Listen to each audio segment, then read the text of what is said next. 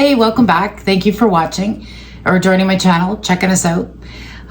Today I am doing the next part, another part in my Houseplant Tour Spring 2024.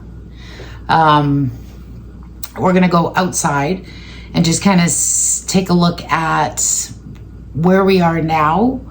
I know I did a video not long ago on the yard and where it was before I got the gazebo up and stuff. The hostas have grown, all kinds of stuff has gone on so far. And so yeah, so stick around and let's go outside.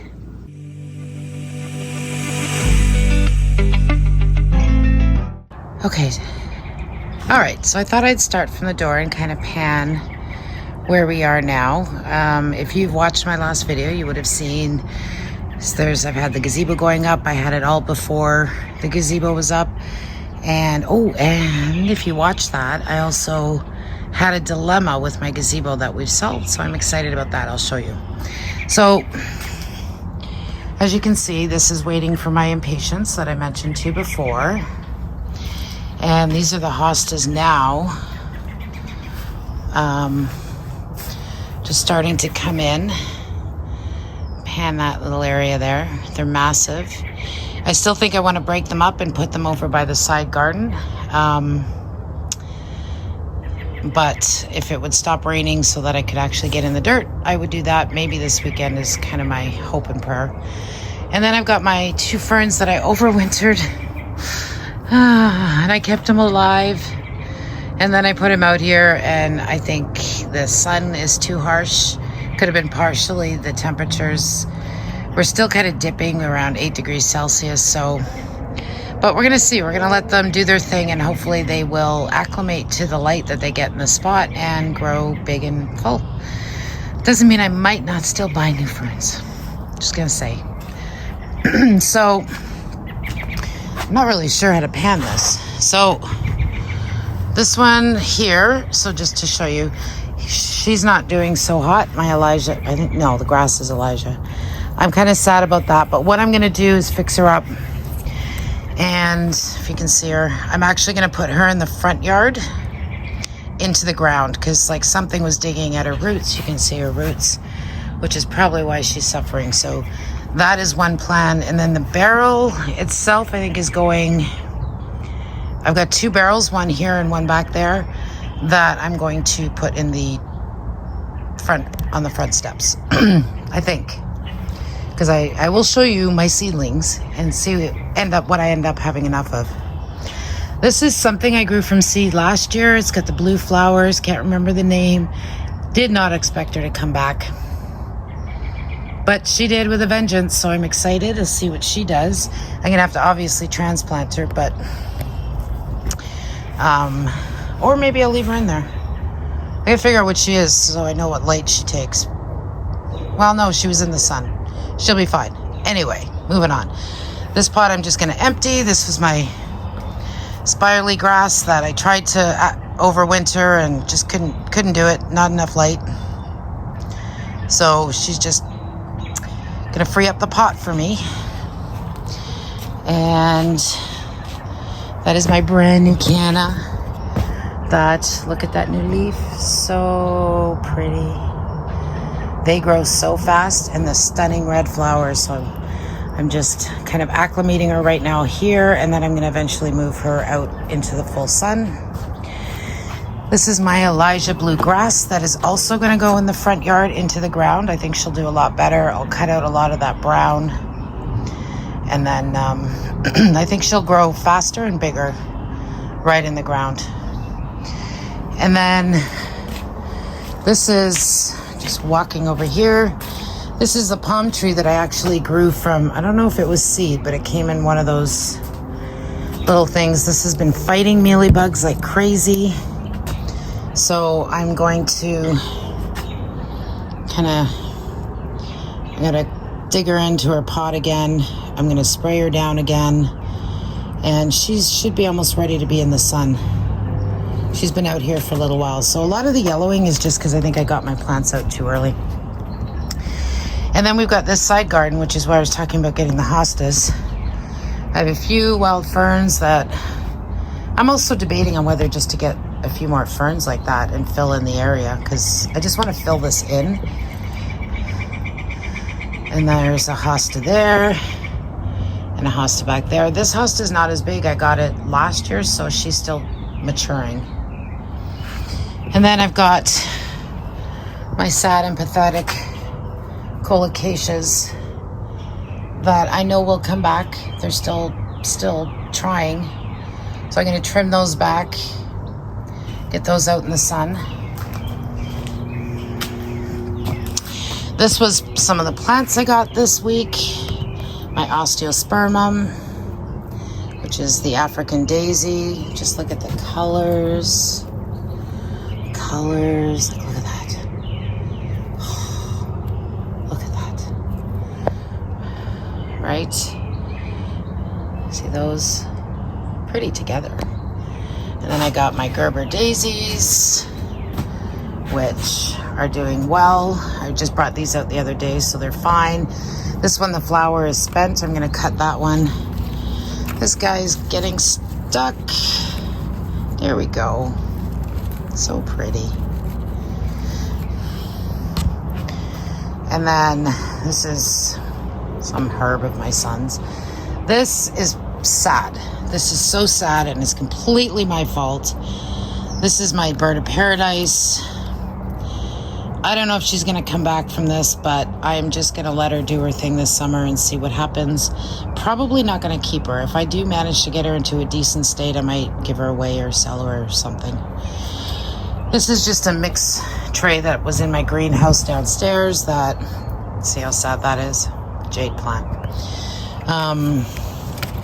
Plants I'm not thrilled with, and probably definitely on my axe list. And then real quick, let me pull this bucket out so you can see my seedlings that I am hardening off. If you can see that. Some of them, they went through a bit of a dry spell. I didn't realize, so they're perking back up. But I've got all these plus some more in the basement that I'm anxious to get out into pots. And that's my plan probably this weekend. And I've got this beautiful lilac tree. So then moving around, I've got this guy, which is daisies. What kind of daisy is this one? Comet white daisies. She's gonna want the sun. I don't know where I'm putting her. She's a perennial, so I have to figure that out. Some more African daisies back there. These are my caladiums.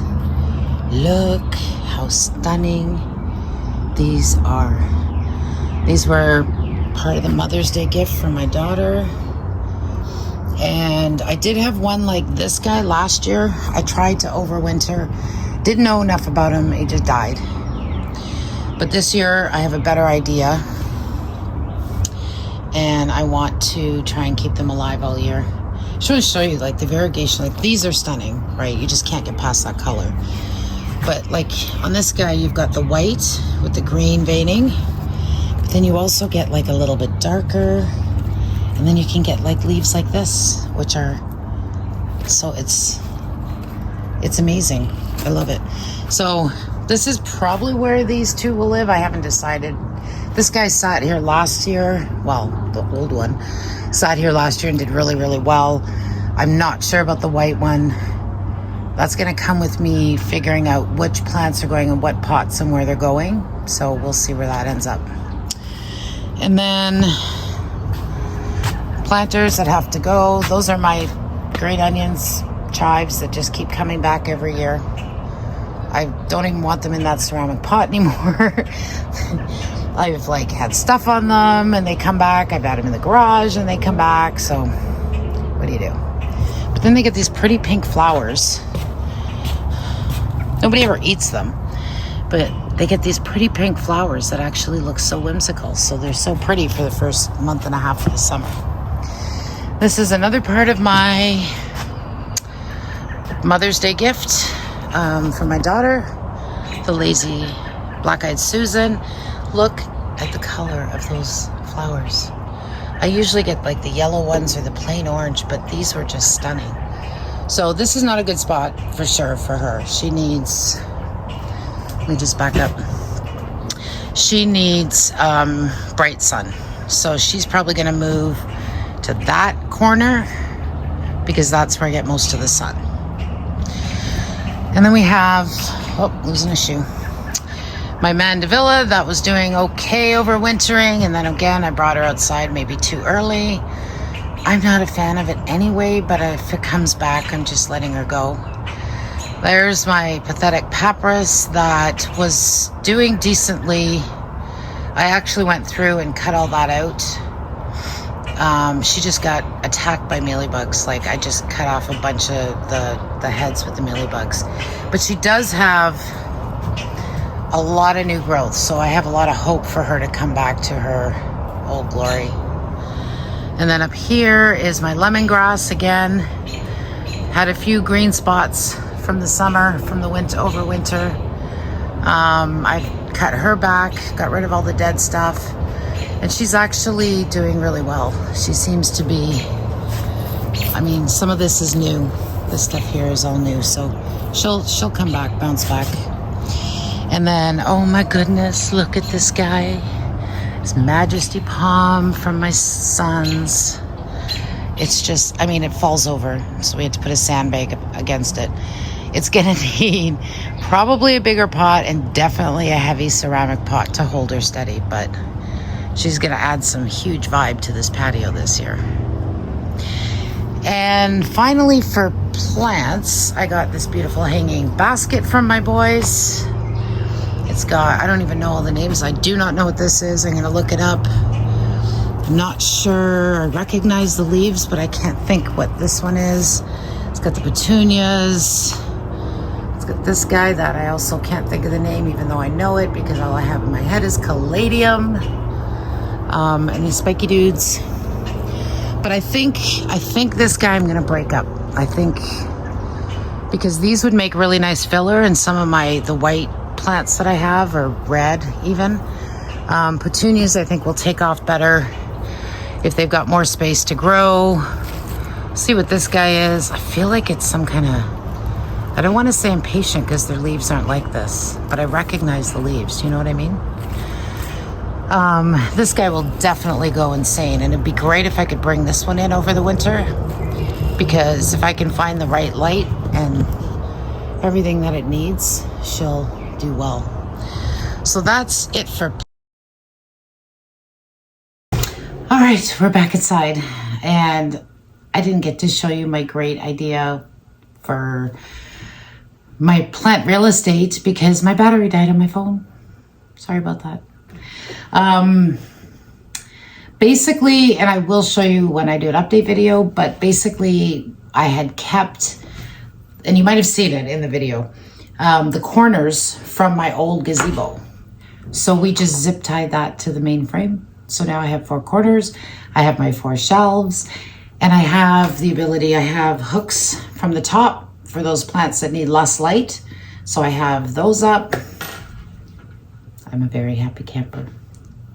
So thank you again for watching. I will be doing outdoor updates probably monthly, just so that you know, because it's exciting to see how everything grows and matures over the summer months.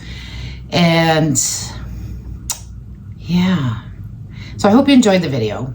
If you have any questions or comments, please leave them below. If you like the video, please give it a like and subscribe. Yeah, you always feel like you're begging when you do this. Anyway. But yeah, so I am working on something very different that don't know if it's going to start before this particular video goes out or after. But keep an eye on my channel. It's not entirely plant related, but I'm really kind of excited about it. It's a bit of a challenge, let's put it that way. So anyway, thank you again for watching, and I look forward to seeing you next time. Have a great week. Bye.